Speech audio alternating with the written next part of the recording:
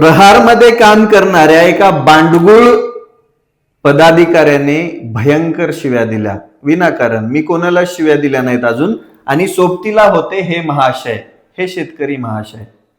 आता यांना का असं म्हणत आहे, कारण की यांनी दिलेल्या शिव्या ऐकल्यानंतर मलाच या गोष्टीचं दुःख झालं की मी या व्यक्तीला एका दिवसासाठी का भेटलो असेल, याची मुलाखत का घेतली असेल आणि याच्या घरी एकदा जेवण का केलं असेल.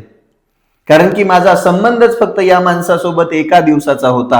आवळ्याची शेती होती, यांची बगबग एवढी असायची की म्हटलं जाऊ द्या, मी माझ्या आयुष्यात पहिल्यांदा कोणाच्या तरी बांधावर जाऊन व्हिडिओ काढला होता, तो पण सक्सेस स्टोरीचा, आणि हा पहिलाच व्हिडिओ होता. मग रात्री एवढ्या का शिव्या दिल्या, एवढा माझ्याबद्दल द्वेष काय, कारण 1 रुपयाचा संबंध कुठे नाही, मग एवढ्या शिव्या का दिल्या. मी विचारायला फोन केला.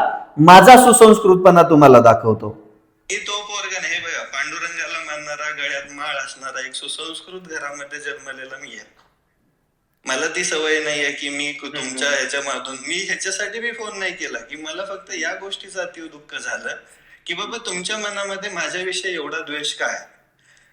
कारण की काय म्हणतात, जर अर्थार्थ, हे बघा कसं असतं माहितीये, अर्थार्थी संबंध असल्यावर मान्य, त्यानंतर काही मी तुम्हाला फसवलं असतं तरी मान्य होतं.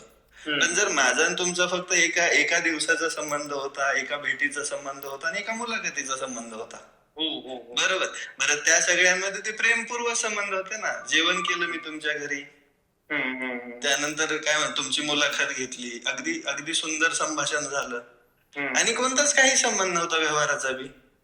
मग तुम्ही मला वाटलं, आता मी मान्य की मी कोणता BSc ऍग्रिकल्चर वाला नाही.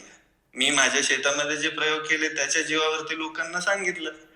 आणि दुसरी गोष्ट, कधी तुम्हाला वेळ भेटला ना तर मी तुम्हाला माझ्या कॅमेऱ्याचा ऍक्सेस देईल.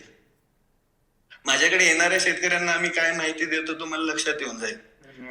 कारण की आपण बरं का साबळे पाटील, तुमचं जरी मन दुखवलं असाल मला मान्य करावं लागलं.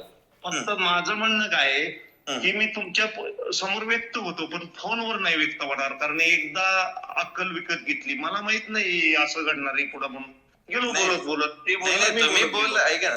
अरे बांडगुळ पदाधिकाऱ्यांनो, आधी परिस्थिती तरी बघा रे. एखाद्या सामान्य शेतकऱ्याला भडकावून तुम्ही माझ्या विरोधात शिव्या द्यायला होतात. मी जर शिव्या द्यायला चालू केलं, मी सगळं काढायला चालू केलं तर तुमची पळताबुळी होणार नाही. आणि बाळासाहेब काळे पाटील, मला आज रिग्रेट आहे की मी तुमची मुलाखत घेतली. मी तुमच्या घरी एकदा आलो आणि मी फक्त तुमच्या घरी एकदा जेवण केलं. आयुष्यात ती चूक परत करणार नाही. आणि दुसरी गोष्ट, तुमचा माझा अर्थार्थी काहीच संबंध नाहीये, तरी तुम्ही एवढ्या शिव्या दिल्या, त्याच्यासाठी धन्यवाद.